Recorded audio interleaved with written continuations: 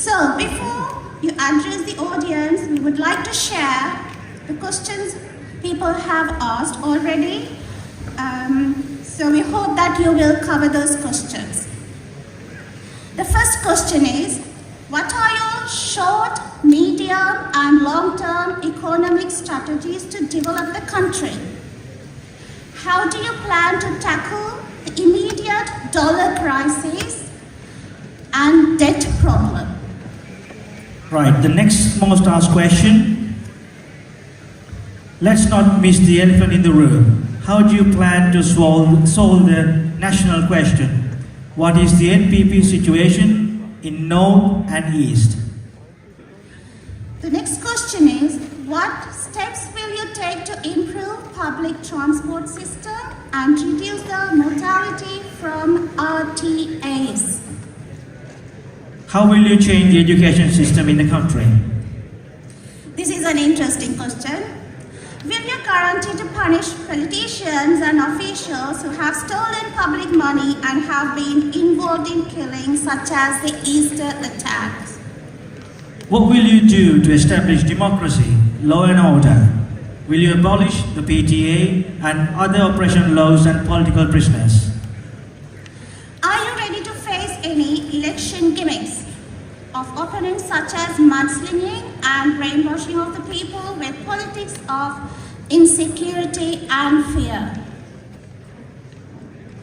Next most asked question is, some people choose the NPP because they think NPP is the least bad option in Sri Lanka. How would you make it a positive choice instead? What will be your foreign policy? Final question. What would you expect from Sri Lankans who live in UK? These are the questions we have listed for you. Once again, I take this opportunity to invite Dr. Harini Amarasuriya to address the eagerly awaiting audience.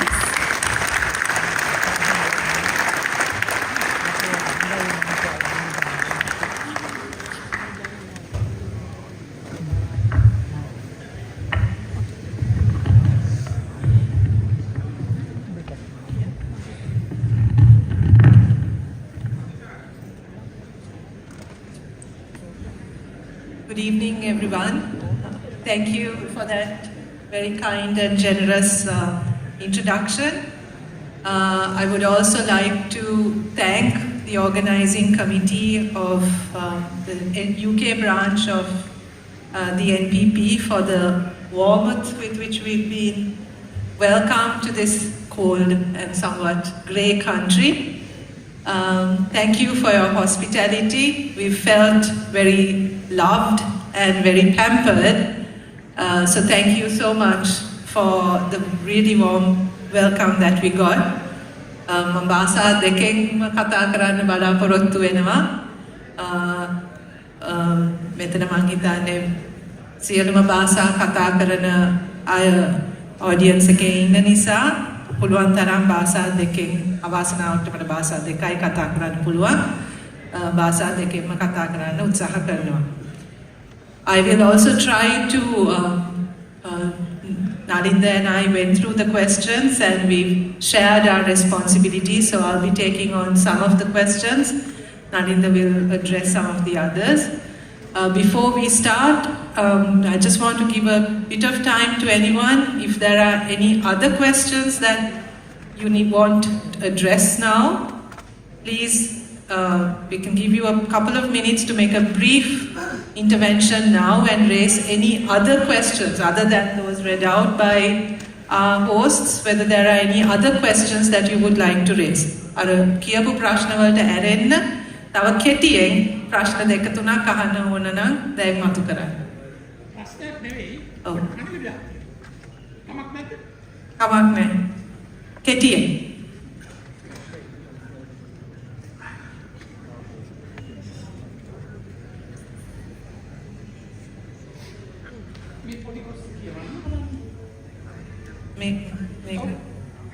පිළිගැන්වීම 1990 කාලය තුළ රාජ්‍ය මර්ධනයට ලක් වී අතුරුදහන් වූ රංජිත් බන්දුප්‍රිය මල්ලි ඇතුළු සැම වෙනුවෙන් ඔවුන් තුළ වූ උදාර අරමුණු සාක්ෂාත් කර ගැනීමෙන් අව්‍යාජ ලෙස කැප වූ ජනතා විමුක්ති පෙරමුණට මෙම කෘතිය ගෞරවයෙන් පිළිගැනීමි. කුටි නම බලන්න. ස්වයංති ස්පාඤ්ඤ භාෂා සිංහල. පාලි බස් සිංහල. හරි. මම කවුද කියලා දැක්කම මම 1990 ඉංගලන්තයට ආවේ. මම වැඩ කරේ ලංකාවේ නීතිඥයෙක් හැටියට මාතර මහේස්ත්‍රාත් කරන්නේ. ඒ කාලේ පරිච්ඡේදයේ මාතර මහේස්ත්‍රාත් කරන්නේ මම පමණයි ලංකාවේ තිබෙන්නේ. වෙන්නේ වැඩ කරපු අය අරන් ආවම උසාවියේ පිළිසිරි මම පමණයි. හරි. බොහොම ස්තුතියි. ඊළඟට මම කියන්නේ කතන්දරේ ඕක නෙවෙයි. මේ පොත මම ඉංගලන්තයට ආවට පස්සේ දියුනේ.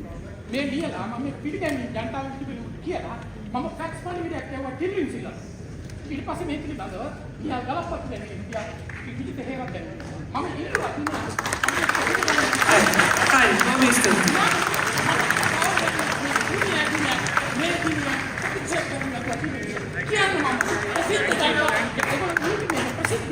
මම මේ තුච්ච නින්දිත ක්‍රියාව ටිලින් සිල්ලාගේ. හරි. බොහොම ස්තුතියි. ප්‍රශ්න මොනවා හරි තියෙනවද මට කියන්න? ඔව්. 1 minute. Yes.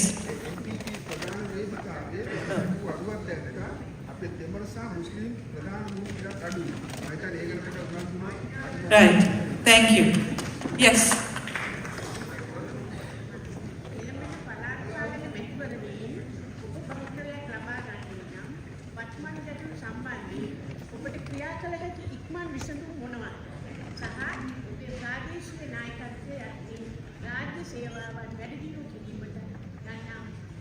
Okay, that's being addressed. Ek me Nalinda Sahodara විසින් උත්තර දෙනවා. Yes.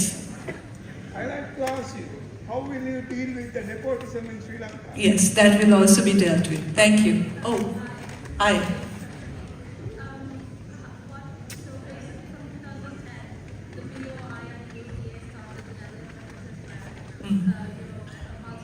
Urban development, yes.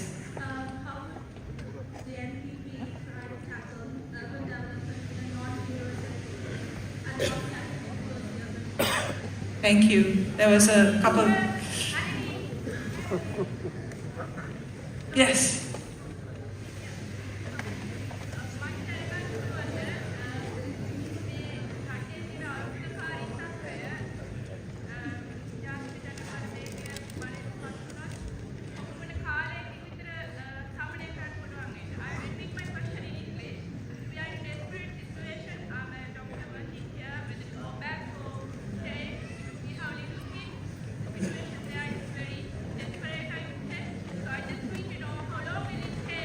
Yes, got it.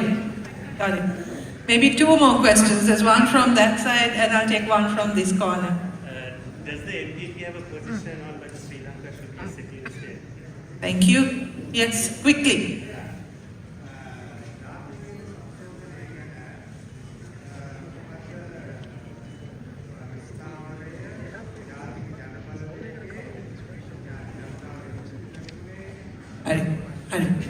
Hari, Bobby Stuti, one more, final. When are they going to take the stand that I wrote and the doctors shouldn't be leaving Sri Lanka behind you? Yeah. I got a question about when you form government regarding the issues comes regarding the Muslims and the minorities. How are you going to handle with that? Okay, I'm addressing many of these questions in my talk today. Maybe we will, I'm sure there are lots more questions that you have. One very important question. Very sorry. මම එක කියන්නේ සුළු ජන කොට්ටාස වශයෙන් එක question එකක් අහන්න. දැන් සුළු ජාති කියන වචනේම අපි භාවිත කර නොයුතුයි කියන දැනුමේ තමයි ඔයගොල්ලෝ ඉන්නේ. නමුත් දැන් තියෙන තත්ත්වය අනුව ජාතික ජන බලවේගයත් එක්ක විශාල තරුණ මුස්ලිම් සහෝදරයන් අද candidates වශයෙන් ඔයගොල්ලෝ පත් කරලා තියෙනවා. අපිට බලනකොට සන්තෝෂයි. නමුත් මේ දේම ඉදිරියටත් කියන්නේ පවතිමින් සිටීද නැත්නම් ඔයගොල්ලෝ බලයට ආවට පස්සේ අනිත් රාජ්‍යයන් kick off කරන විදියටම අපිට kick off වෙයිද කියන එක. Thank you. There are lots more questions, I'm sure. Let's try to continue. This is not a one-off conversation. We can continue to have this discussion. We are always contactable on email, on the web. and I'm sure we'll have a little bit of time after the formal session is also over. So I don't expect that everything will be answered full satisfaction in the remaining 1 hour or so that we have, but we will do our best. But නැවත වතාවක් කියන්න ඕනේ මේක අපි මේ සංවාදය තියාගමු. මේක ආරම්භයක් අපි දිගටම මේක ගෙනියමු කියන එක. මම අද මට ලැබිලා තියෙන කාලය තුල මම බලාපොරොත්තු වෙන්නේ ජාතික ජනබලවේගය අපේ NPP එක ගැනත් පොඩි හැඳින්වීමක් කරන්න. ඒ අරමුණු මොනවද අපි ඇයි එකතු වුනේ මොනවද අපේ අරමුණු කියන එක හරහා ඔබ මේ නැගපු ප්‍රශ්න බොහොමයකට උත්තර ලැබෙයි කියන එකත් මම බලාපොරොත්තු වෙනවා. අපි මේ නැවත වතාවක් I'd like to thank you for your enthusiasm and for the great questions that you have posed.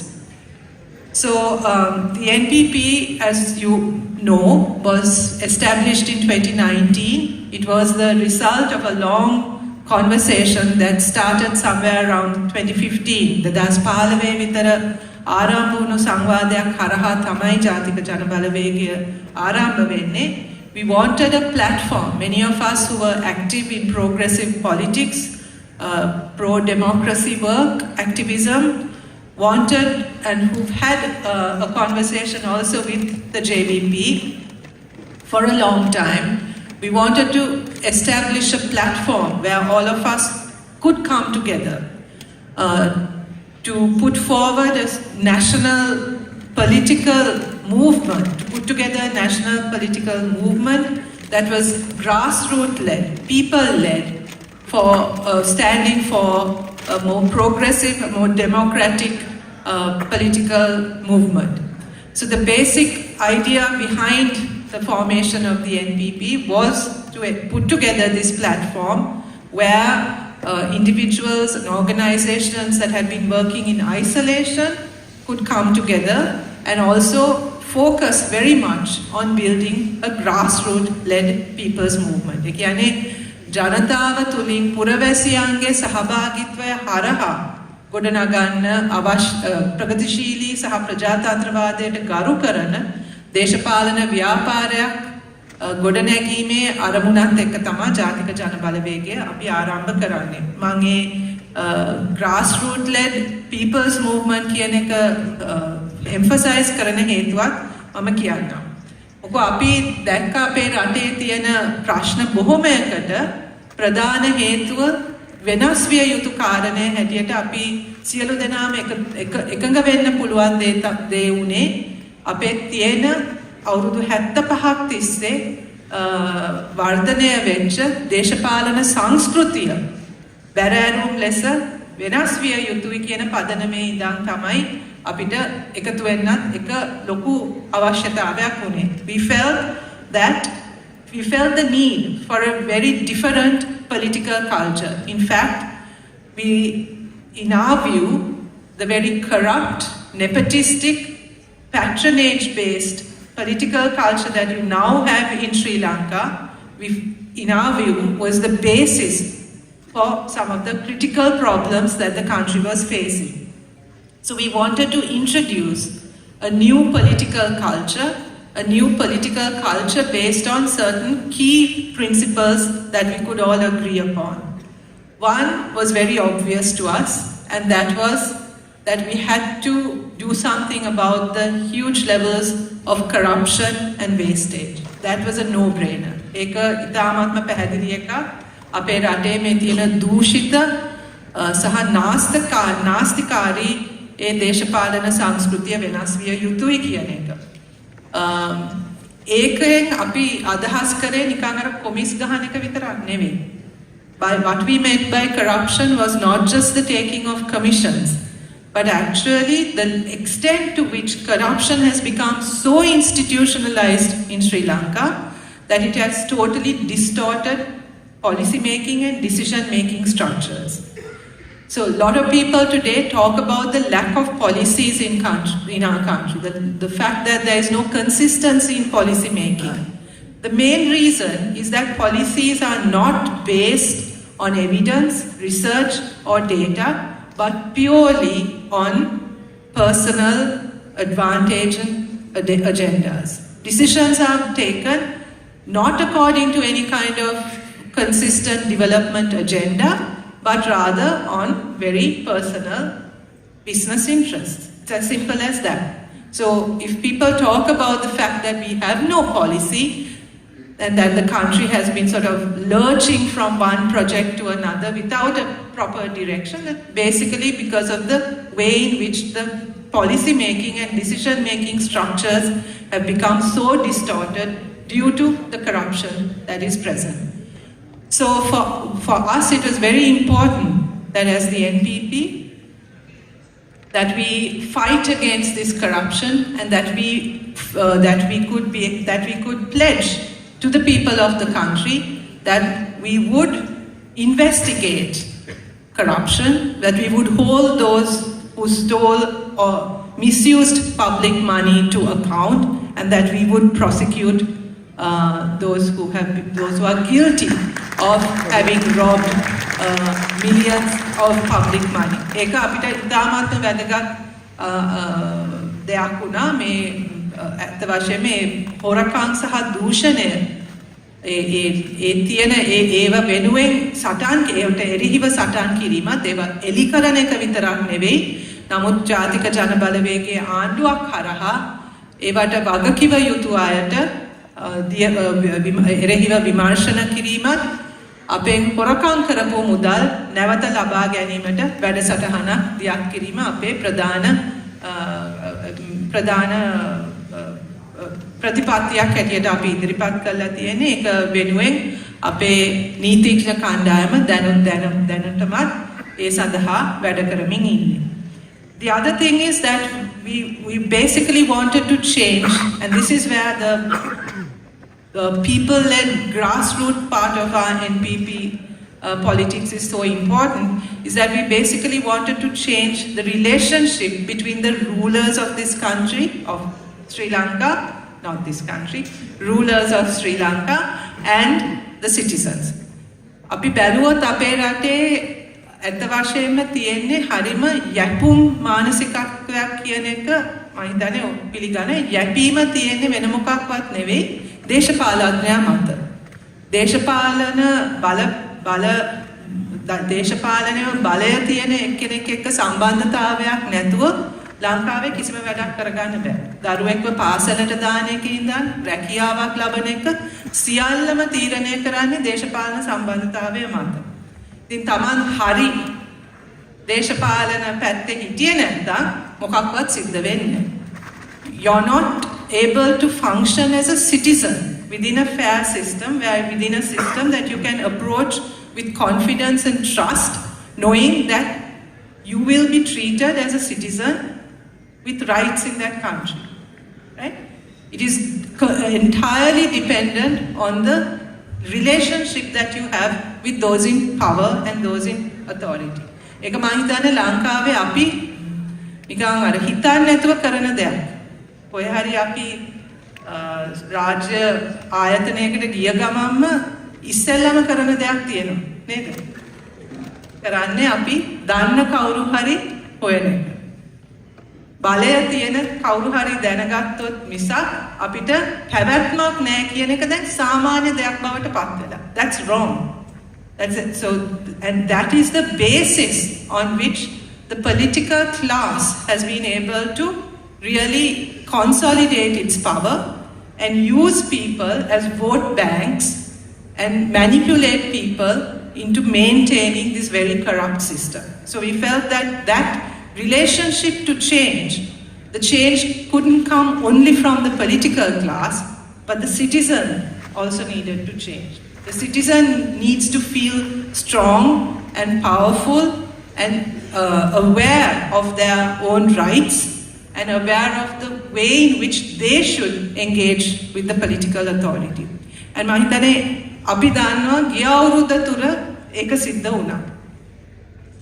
පළවෙනි වතාවට මම දකින විදිහට අපිට තේරුම් ගන්න විදිහට ලංකාවේ පුරවැසියන් හැටියට ක්‍රියාත්මක වුණ වසරක් හැටියට 2022 අපිට මම හිතන්නේ ඉතිහාසයට ලියවෙනවා.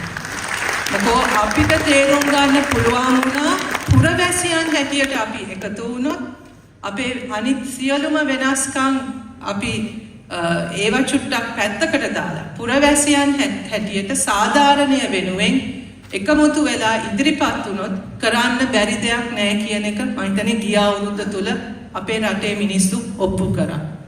ඉතින් ඒ වෙනස ඒ 2022 ඒ වෙච්ච වෙනස පුරවැසියාගේ ඒ වෙච්ච වෙනස ආයිත් හරවන්න බෑ. ඒ වෙනස දැන් වෙලා තියෙනවා. ඒක තේරුම් ගන්න බැරි දේශපාලන පන්තියක් බලේ ඉන්න එක තමයි අපිට දැන් ඉතුරු වෙලා තියෙන ප්‍රශ්නේ.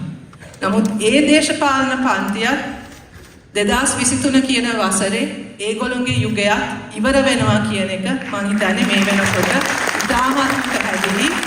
2023 කියන්නේ ශ්‍රී ලංකාවේ තීරණාත්මකව ඒ බලව්‍යුහය ඒ සම්බන්ධතාවය වෙනස් වෙලා ජනතාව බලය අතට අරගෙන අපේ ඉතිහාසය අපි ලියන අවුරුද්ද 2023 ආරම්භ වෙනවා කියන එක ඉතාමත්ම පැහැදිලි.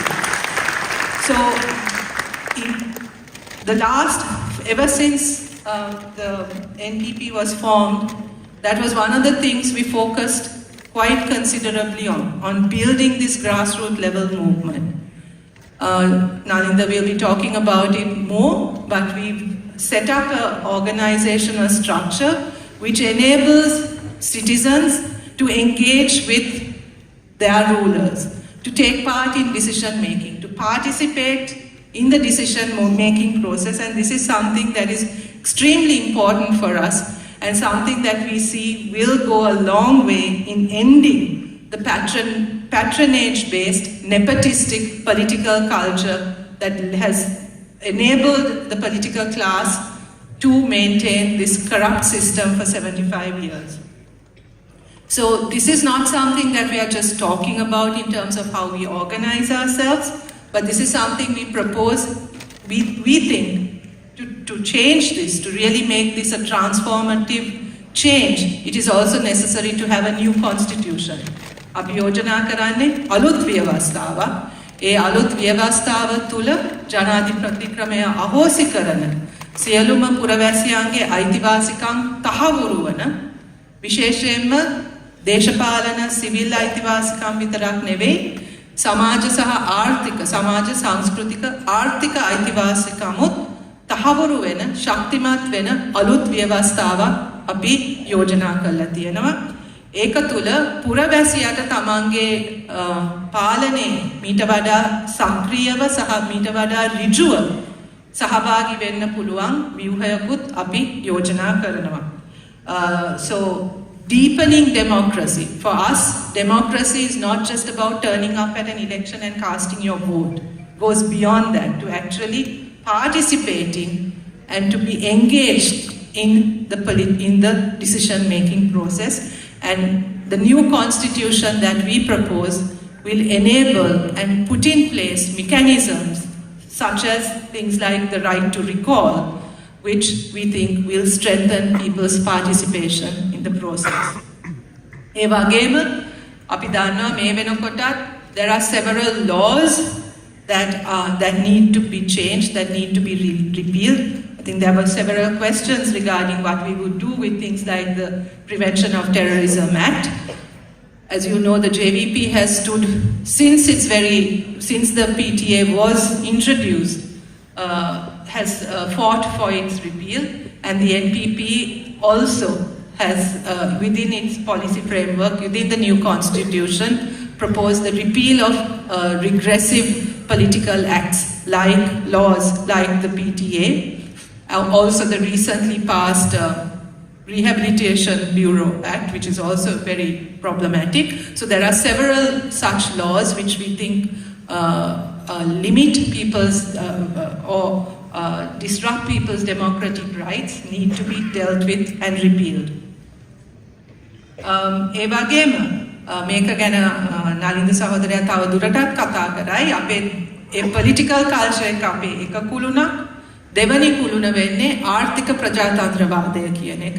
ආර්ථික ප්‍රජාතන්ත්‍රවාදය කියන එකෙන් අපි අදහස් කරන්නේ අපි දැනට අපි දන්නවා අපේ ආර්ථිකය තුල සහභාගී වෙන්නේ ඉතාමත්ම සුළු පිරිසක්. සුළු කණ්ඩායමක් ඒකේ ප්‍රතිඵල ලබා ගන්නෙත් ඒකේ සහභාගීත්වය තුලින් ඒකෙන් ප්‍රතිඵල ලබා ගන්නෙත් ඉතාමත්ම සුළු කණ්ඩායමක්. So we want to expand the participation in the economy. We want an economy that will work for all, not for a few. We want a caring economy, an economy that acknowledges paid and unpaid care work, especially of women, and an economy where the benefits of the economy will be distributed fairly through increasing the participation of those in the economic process. And Nalinda will talk about that in more detail. Thirdly, the other pillar in our policy is with regard to strong social protection. අපි දන්නවා දැන් තියෙන සමාජ ආර්ථික ක්‍රමය තුල සමාජ ආරක්ෂණය කියන එක ලැබෙන්නේ hand out හැටියට. එහෙම නැත්නම් නැති බැරි අයට කරන උදව්වක් වශයෙන්. එහෙම නෙවෙයි. අපි යෝජනා කරන සමාජ ආරක්ෂණය කියන්නේ මුලින්ම අපි කල යුත්තේ සමාජ ආරක්ෂණය තහවුරු කරන එක තුලින් සමාජ ආරක්ෂණය අවශ්‍ය වීම අඩු කරන එක. කියන්නේ තමන්ට තමන්ගේ ශක්තියෙන් ජීවත් වෙන හැකියාව තමයි පුරවැසියා ඉල්ලන්නේ. කාව මත හරි යැපෙන්න නෙවෙයි. නමුත් ඒ යැපෙන සමාජ ආර්ථික සමාජ ඒ විදියට ඒවා හැදිලා තියෙන්නෙම අර මම නැවත කිව්ව විදියට අර මුලින්ම කිව්ව විදියට අර දේශපාලන බල කඳවුර පවත්වාගෙන යාමට ඒ යැපීම අවශ්‍යයි.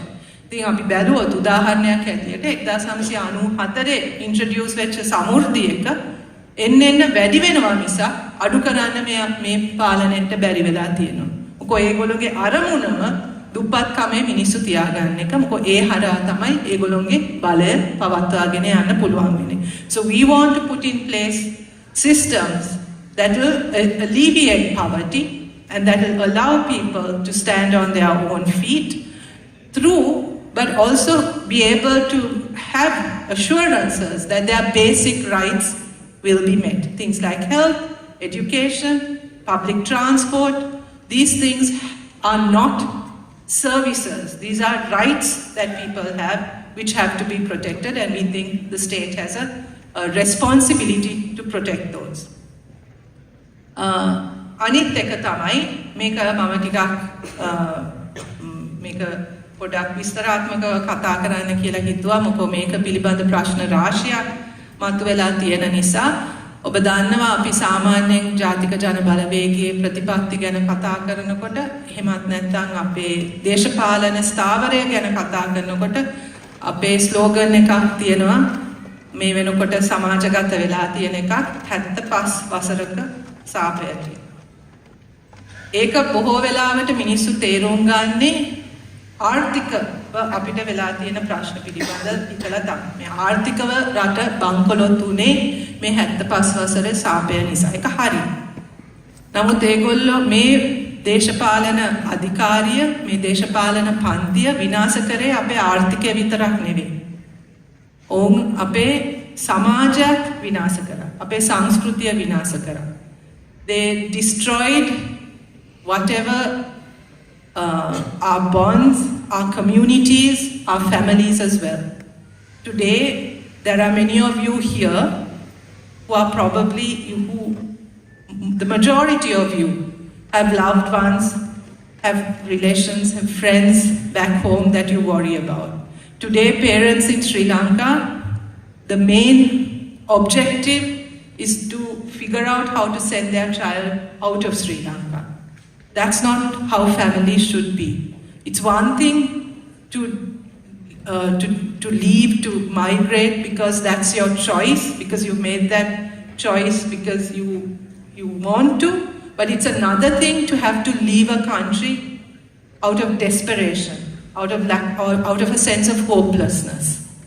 This is what 75 years have done to us. Brought us to a level where people are no longer able to dream, have dreams, have hope, have expectations, have aspirations, right?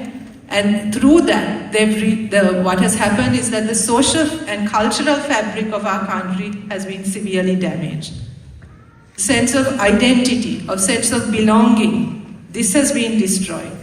So for 75 years, especially with the way the traditional political parties understood democracy, it has the implication has been that we live in a very majoritarian society, where minority voices are silenced, whether the minority is based on ethnicity, religion, caste, sexual identity, gender identity, any kind of difference, any kind of cultural identity has been silenced.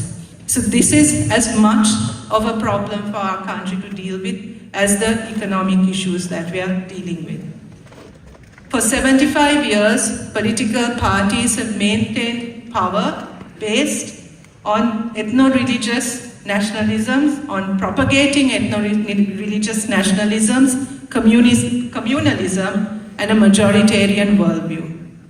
This has been the chosen go-to method for remaining in power, for mobilizing their constituencies.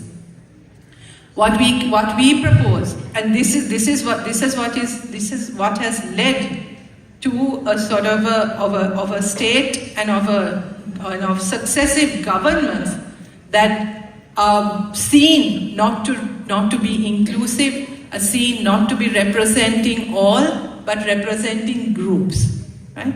So one of the things that we propose and that we stand for very strongly is to change that part of the political culture in Sri Lanka also. Because we don't think it is only through laws or a new constitution that this can be addressed. But it's also about the nature of the state. It's about how governments use communalism and ethno-religious nationalisms to maintain and to be in power. So under an NPP government, one thing that we will assure the people of Sri Lanka is that we will not be promoting or propagating communalistic, nationalistic policies at the level of the state. We want a state, we want a government that is inclusive, a government that accepts the plural nature of our country, and a government that can assure all the different communities in Sri Lanka that they are part of Sri Lanka. That doesn't mean erasing our differences. We know there are differences amongst us. There are differences on which we may not agree, but we have to be able to live together. We have to, each one of us, feel that we have a place in that country. That we, whatever our differences, we can talk to each other, agree to be different, agree not to like each other's traditions, but coexist. It doesn't mean that we all have to sort of walk into the sunset holding hands, singing peace songs. But we have to be able to coexist. And for that, we think the role of the state in setting that example, the role of the government is essential in rooting out that sort of racist, nationalistic agenda that most political parties have maintained in order to stay in power. We also acknowledge that there is reconciliation and healing that is necessary for our country to move forward. For 75 years, there's been a lot of, far too much bloodshed in our country. Far too many disappearances, political violence. Many of the groups that are part of the NPP, ජාතික ජනබලවේගයේ ඉන්න පාර්ශව බොහොමයකට ඒ දේශපාලන ප්‍රචණ්ඩත්වය නිසා විඳපු දේවල් ගැන මම හිතන්නේ අලුතෙන් මෙතන කියන්න අවශ්‍ය නැහැ. ඉතින් අත් වශයෙන්ම අපේ රටට අවශ්‍යයි සාමූහික healing process එක. ඒකත් අපි දකිනවා. මේ වෙලා තියෙන දේවල් අපේ නැති වෙච්ච අපේ සගයන් නැති වෙච්ච අපේ දේශපාලන අයිතීන් අපි කොයි වෙලාවකවත් රටක් හැටියට ඒව ගැන යම්කිසි විදියක රිෆ්ලෙක්ෂන් එකක් යම් කිසි විදියකට පසුවිපරමක් මොනවත් කරලා නැහැ. ඒක එකක් වෙනවා යටත් වෙනවා තව එකක් වෙනවා ඒක යටත් වෙනවා. අපි යටත් කර කර යනවා මිසක් අපි ඒකට හරියට මුණ දීලා නැහැ. ඒ නිසා we propose something like a truth and reconciliation commission that will look into all of these aspects.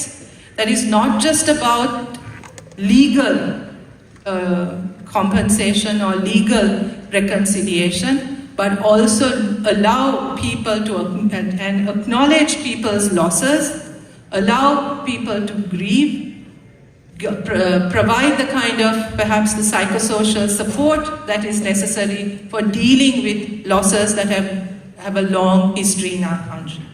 ඒ වගේම අපි දන්නවා එක නීතිමය පැත්තක් විතරකින් අපිට මේ ප්‍රශ්නේ විසඳන්න බෑ. අපේ අධ්‍යාපනයත් සංස්කෘතියත් මෙතන හරිම වැදගත් වෙනවා. අපේ අධ්‍යාපන ප්‍රතිපත්තිය ජාතික ජනබලවේගය තුළ අපි ප්‍රමුඛ තැන අපේ අධ්‍යාපනයට අපි දෙනවා. අධ්‍යාපන ප්‍රතිපත්තිය අපිට ඉතාමත්ම වැදගත්. අධ්‍යාපනය තුළින් අපි බලාපොරොත්තු වෙන්නේ වැඩ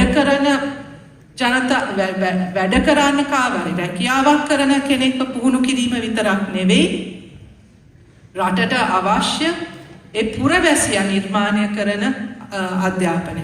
ඒ කියන්නේ අපේ වගේ රටක ප්‍රජාතන්ත්‍රවාදී මූලධර්ම වලට ගරු කරන විවිධත්වය බාර ගන්න පුළුවන් සමාජ වගකීමක් දැනෙන පුරවැසියෝ බිහි කරන අධ්‍යාපන ක්‍රමයක් අපිට අවශ්‍යයි.